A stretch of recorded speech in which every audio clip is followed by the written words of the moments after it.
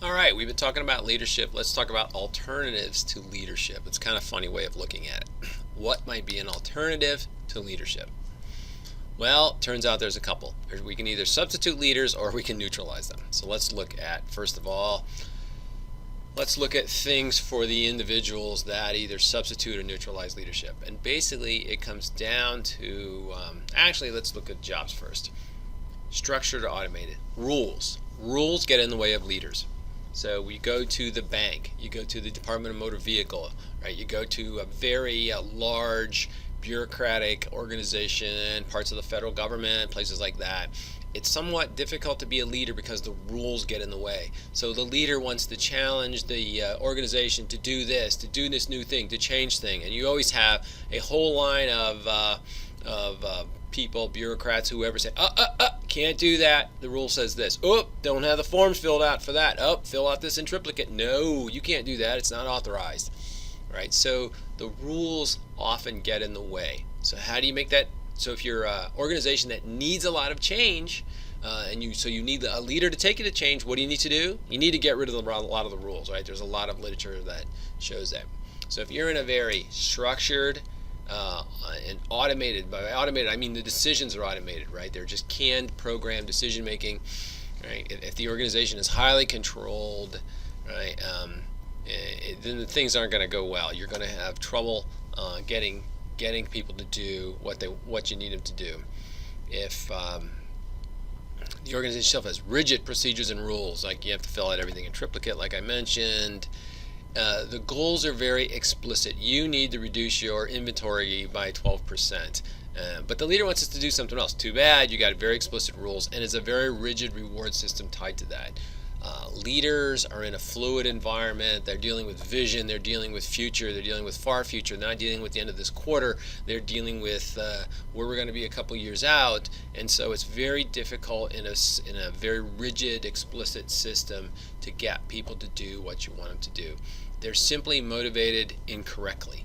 Right? The system has trained them to behave a different way and rewards them to behave a different way.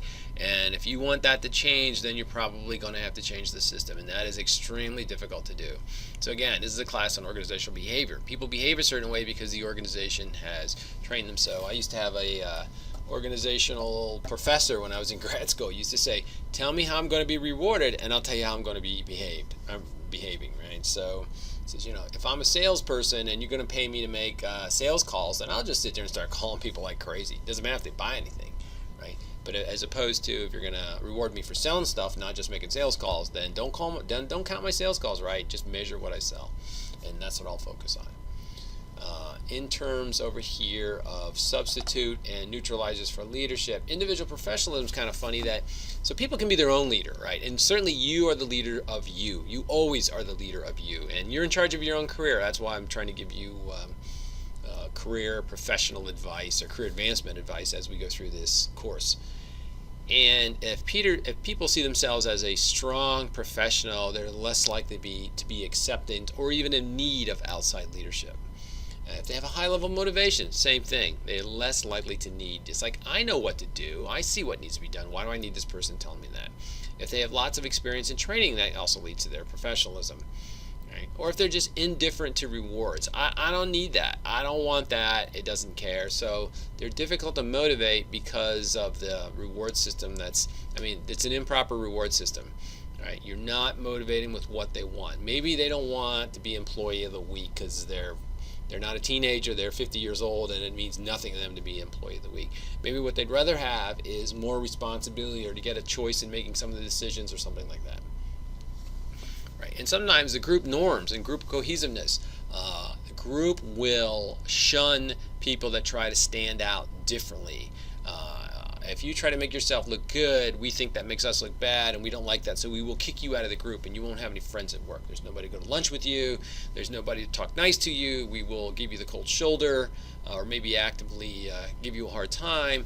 And a lot of people don't want that. That they have friends at work. They don't want to lose those friends, and it really bothers them. So just these group pressures to conform, to be one of us, to be to fit into the group as opposed to be outstanding, is enough to get people to not believe in leadership. So how's leader changing in the future? We certainly see this somewhat as leaders as mentors, not just coaches and mentors, and they should help their team. So the idea of use up your team and go on to the next one, not so popular anymore, to put it mildly. So there's more suggestions over and over again to help train and develop the team. I always thought a good leader should be able to do two things. One, they should be able to leave a team and it should still be able to perform. If not, then it was all about the leader. And it should not be about the leader, it should be about the team, because quite frankly, there's more of them than you. So when you show me in organizations where one person left and the organization collapses, I think the leader did a mediocre job of leadership. They should have built up an organization that could run without them. So, for instance, I was wondering years ago when Sam Walton built up Walmart into a huge empire. I had a little bit of money, not very much, just a little bit of money invested in, and I talked to my investment guy. I said, "What's going to happen when Sam retires or Sam dies or whatever?" And he said, "Not to worry. He has a highly professional staff running that organization now. He hasn't. I mean, he's the figurehead, but he hasn't done a lot in years. Therefore, they'll do well without him." Okay, fine. So he did a good job of building an organization that could really do well without him. Even though they did well with them, they could also do without him. And he's been going a long time now, and certainly that has been the case. So I think leaders ought to. It shouldn't be about them. That. As a matter of fact, I didn't mention. We talked about charismatic leaders. That's one of the weaknesses. Sometimes with charismatic leaders, it's about the leader, not about the issue, not about the challenge, not about the vision, right? So the charismatic leader has to see themselves as secondary to the achievement of the organizational goals. And sometimes that's just not the case. Sometimes they think it's all about me. The goal is a way to get people to look at me as opposed to the other way around. And that's certainly one of the weaknesses of charismatic leaders. So I said so leaders as coaches and mentors. So two things: the team should still be able to perform when they leave, and the people, the members of the team, the followers, should be stronger than when the leader got there. They shouldn't be beat up, worn out, ready to quit because the leader has used them up. They should be stronger. They should have more skills. They should have more responsibility, more experiences, and all that. So they should be better players, not weaker players. So if a leader has done that, right, I think they've done an excellent job. Some people will say, well, my assignment was to get the job done. They said nothing about preserving the team. And I would say that that's an incorrect, it's either an incorrect assignment or it's an incorrect assessment of your assignment. So I think part of making the team stronger should be the goal of every leader. Last thing I'm going to talk about is gender a little bit. Stereotyping of styles is no longer valid. But then, in the very next bullet, right, we read, women tend to be more democratic decision makers and men more autocratic. So our book tells us that stereotyping doesn't work. And yet, by the way, here's the stereotype, and it still applies. So it's kind of funny. What's the truth? There's lots of research on this, and many of the stereotypes have gone away, not all. But women do tend to be more democratic decision makers than men. When a man is autocratic and gives orders, he's perceived as being a strong, forceful leader. When a woman is autocratic and gives orders, the adjectives applied to her aren't nearly so complimentary, right? And if you read or if you watch Sharon Sandberg, she's the COO, Chief Operating Officer at Facebook. She has a TED Talks where she talks about her book Lean In. She talks about this famous case study where they talked about this person in business and this guy, he did this, he did that, and all that, and people would read this case and say, oh yeah, he's a good leader, he's energetic, he gets things done, I'd like to go to lunch with him, I'd like to work for him, I'd like to work with him, and all of that. And then they change his name from Harry to Harriet or whatever. They put a woman's name in. They don't change a word of the case study of the net. When people read it, they go, she sounds like she's fairly successful, but she's pretty pushy, I don't know, And so it changes things a lot. So the idea that stereotyping is no longer valid, I think, is in my experience, is not true. There's other people that agree with me. I've certainly had women in my MBA classes who talk about it's very difficult for women to be aggressive and stand out, and what's okay for men is not okay for women. And there's actually a lot of literature to back that up. So men can be democratic or autocratic. Women tend to be more democratic because that's what works. If women tend to be autocratic, there's pushback. They're being, I won't use any of the names, but they're not not nice names for some of the women that act like that. So generally, which is better, women or men as leaders? I mean, some women will tell you, hey, the women leaders are always better because they had to be better to get there. Well, that may in fact be true. It's hard to prove that in terms of the leadership.